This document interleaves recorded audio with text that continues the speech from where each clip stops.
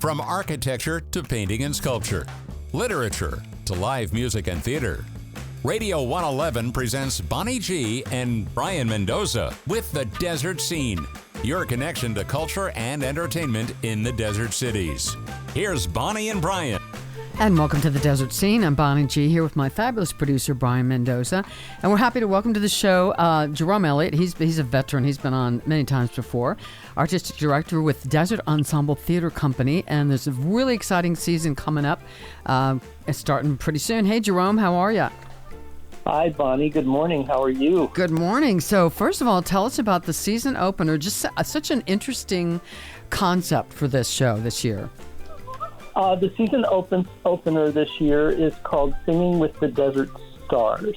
It's instead of our usual season opening concert, it's more of a competition format where we have 6 local professional or semi-professional singers coaching 6 community members from both the for-profit and the non-profit world to sing one song each. And then the audience will choose the winner.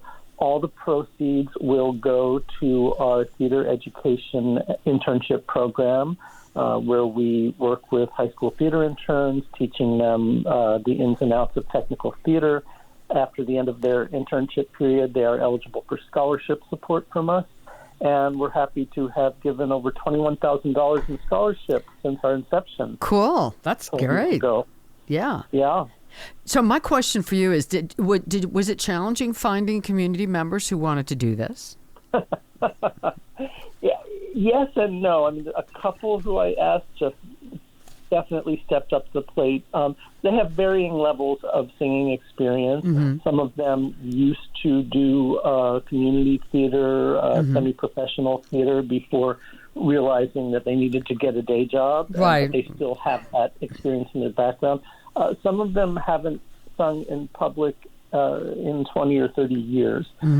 So for them, it's a little bit more of a jump, but they're all very excited to help us earn money for our arts education mission. And I know pretty much all the stars are all good buddies of mine. Jeff Barnett, Darcy Daniels, Patrick Evans, Charles Herrera, Lizzie Schmeling, and Leslie Tenaro. They're fabulous. So this sounds like such fun. So we're going to great. Right. I think it's going to be great fun. We have people such as Shay Moraga, who is the founder and CEO of Shay's Warriors, which is a post-cancer support group for women. She's done amazing things with that. We have Jeff Norman, who's, I think, the Vice President of Communications at the McCowan Theater, is also with us.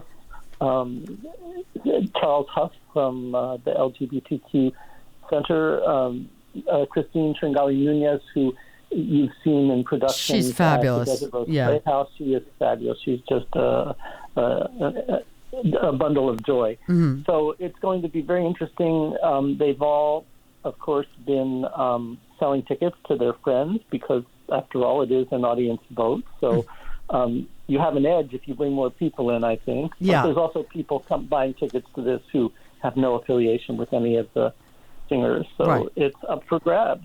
So does the winner get a trophy or something? What do they get? They get a trophy, a sash we're working on. They get bragging rights to this title for a year. That's great. And sort of like Miss America, next year they get to pass it on to another contestant. If our publicist, our new publicist, Danny Kopelson, came up with this idea, he's really good at this. He founded Dance for Life in Chicago over 30 years ago, which is a marvelous AIDS organization fundraiser.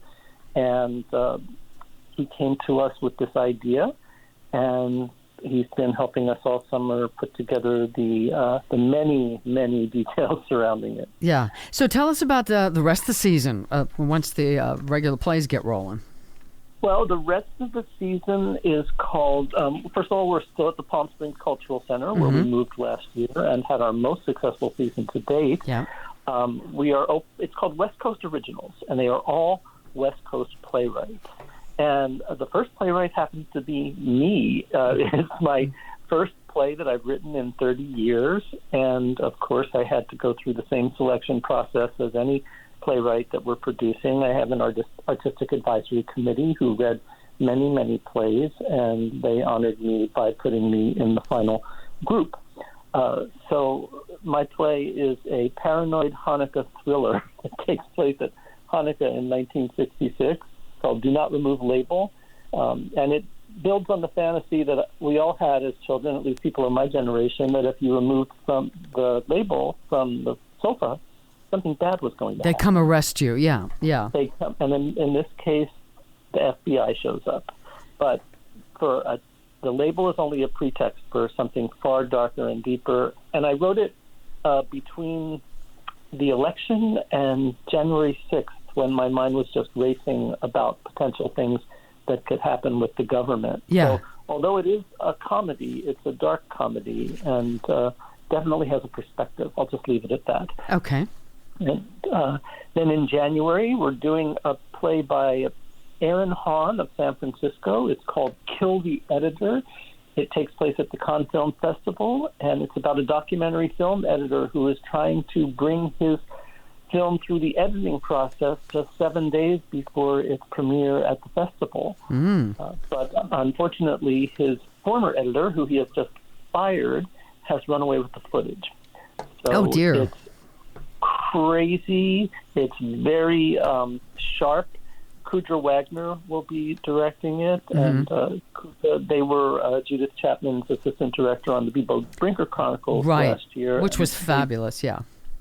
Yeah, it was, and they also were in All This Intimacy as one of the three women in April.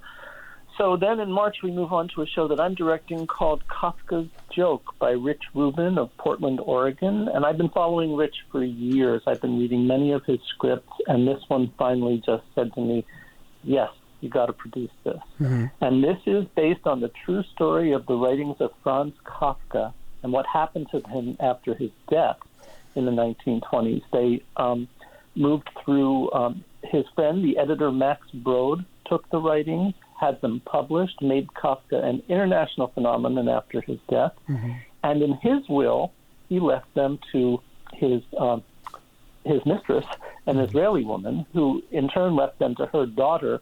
And it was up to the Israeli Supreme Court in 2016 to figure out who really owned Kafka's legacy. Wow, interesting, yeah.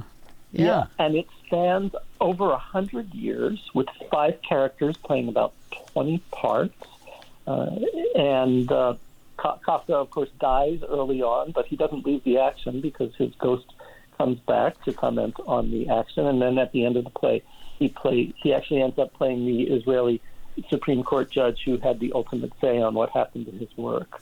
So, like anything relating to Kafka, it's filled with irony. And it has a wonderful cast, including John Core, Raul Valenzuela, Melanie Blue, Jackie Davis, and Larry Dykman. Wow, So, great cast, yeah. Everything this year is so wonderfully cast. And finally, I'm directing 2 back-to-back. I am directing All This Intimacy, which was not All This Intimacy, excuse me, that was last season. See, my mind goes to April. I'm directing Future Thinking by Eliza Clark, who is a Los Angeles-based playwright. And it takes place at a Comic-Con type convention where a super fan has been stalking the star of his favorite science fiction television show, who happens to be a 23-year-old young woman, and he is a 51-year-old man and has come in costume to try to get a meeting with her. And, of course, he's immediately intercepted by security, and the play involves his attempts to try to get to this young woman and deliver an urgent message to her. Wow. And it's kind of a dramedy. I'd say that's the most serious play that we're doing this season. All right. And so for tickets, where do people get tickets? People can go to our website, www.desertensembletheatre.org, and that's theater the traditional way with an R-E. Excellent. Yes. And so would you say that, real quick before we go, is this your most ambitious season ever? How would you describe sort of the tone of the season coming up? I'd say this season and last season are comparable in ambition. They kind of pushed our boundaries a little bit to the type of theater and the scope and scale of theater that we've been doing. Excellent. Well, Jerome Elliot, and I'm always happy to be part of DETC, but this is a great season. Looking forward to it. Can't wait to see the season opener. Thank you, Jerome, for all your great work, and thanks for being here today. We appreciate it.